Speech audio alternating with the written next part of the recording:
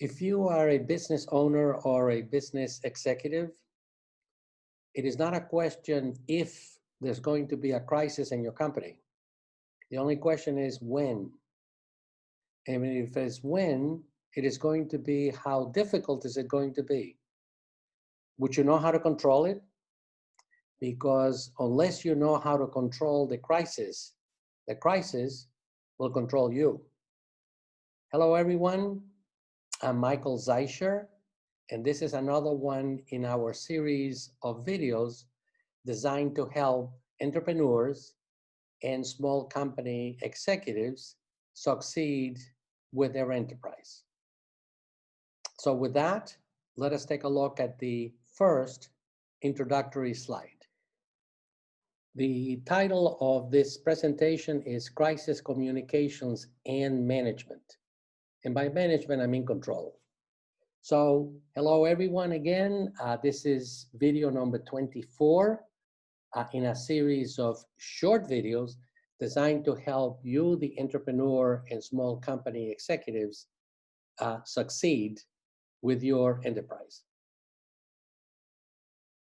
So let us start with a definition of a crisis. A crisis is an unpredictable event. Unpredictable here is the important point. An unpredictable event with negative consequences for both shareholders and the reputation of the organization. And crises come in three varieties. One is an immediate crisis that can be solved relatively quickly. The other one is an emerging crisis, one that you know it's coming, so you need to get prepared for it. And probably the worst one is a sustained crisis. Those are by far the most difficult ones, so we're going to be covering all three in this video. Let me start by telling you what not to say during a crisis. Probably the number one worst things that you can say if people ask you, whether it is the press, whether it is shareholders, or whether they are your employees, is to say, no comment. That is the worst, because you are inviting people to dig deeper because you said no comment. Now, the other three are sort of together that you shouldn't say. You can't say, we're giving this crisis our top priority. We are committed to solving this crisis, or we are on track to contain or to solve this crisis. Of course, you're going to give the top priority. Of course, you're going to be committed. And of course, you're going to say that you're on track. Those are just meaningless statements. This is what you're supposed to be doing in any case.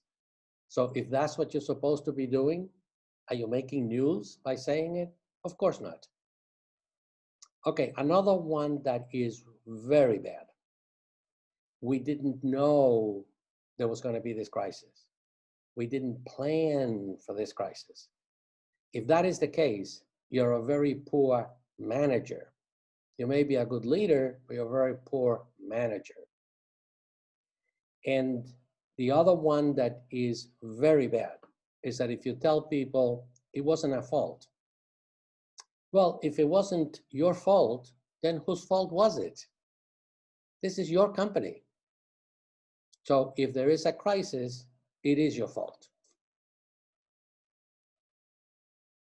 Let me finish what not to say with a true statement. And that is, if you find yourself in a hole, stop digging. Don't make the crisis worse by saying the wrong things.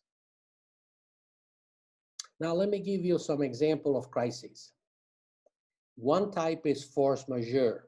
Well, force majeure, I think that we have a great example of that in the COVID pandemic.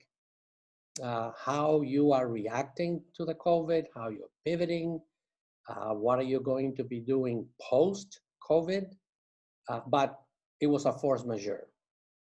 There was nobody that caused it and All companies in the world are in fact involved in this. The other type of crisis is specific to you, and that would be a technological crisis. Great example of that, let's say that you're doing a clinical trial, and whether you're in phase 1 or phase 2 or phase 3, you have a clinical trial failure. That's a crisis. Another crisis, for example, is you lost your best customer. You lost your best supplier. Those two would be essentially in the same category.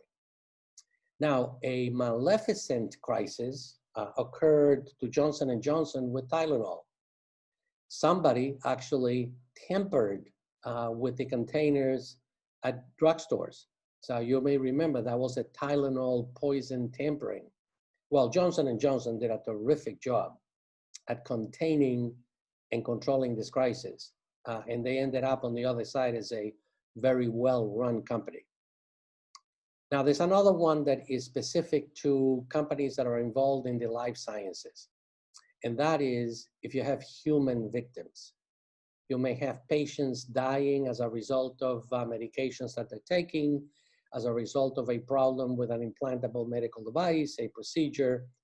So if by any chance you have human victims involved, the best thing to do is to face the problem head on, show sympathy for the victim, for the person, for the patient, show understanding to the survivors in the close family or friends, and don't forget to take responsibility for it and do something about it.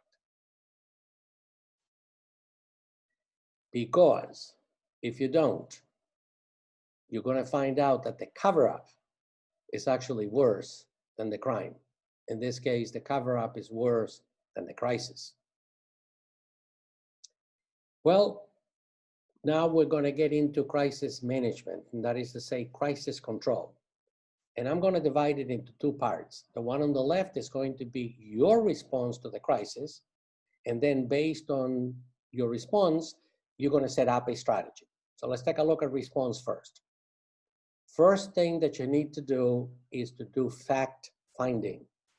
What is it? What is the crisis? How did it originate?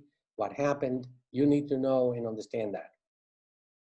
As soon as you know and understand what the crisis is, you need to go into the mitigation phase. And then after the mitigation phase, you're going to try containing it so that the crisis doesn't go and somehow negatively affects other parts of the business. Try to contain it to whatever it is that the crisis was. And once you have all of those three things together, you do fact-finding, mitigation, and containment, then you're ready to go into damage control. What strategy should you be using? First is the narrative. You need to have a clear explanation for what the crisis is and how you're dealing with it. If you're dealing with the media, you need to have a very clear strategy for media engagement. Now, media is one thing. You have another engagement that you need to be involved with, and that is with all of your stakeholders. Remember, the stakeholders would be shareholders, it would be employees, it would be customers, it would be suppliers. Everybody that is involved in the company is a stakeholder. And you need to have a specific engagement with them that it may be somewhat different than you have with the media. And the whole idea is to rebuild trust in you and in the company. So my best advice is keep the crisis as small as possible. And since, especially if you are a startup company or a small company, a early stage company, biggest thing that you got going for you is your reputation. So protect your reputation.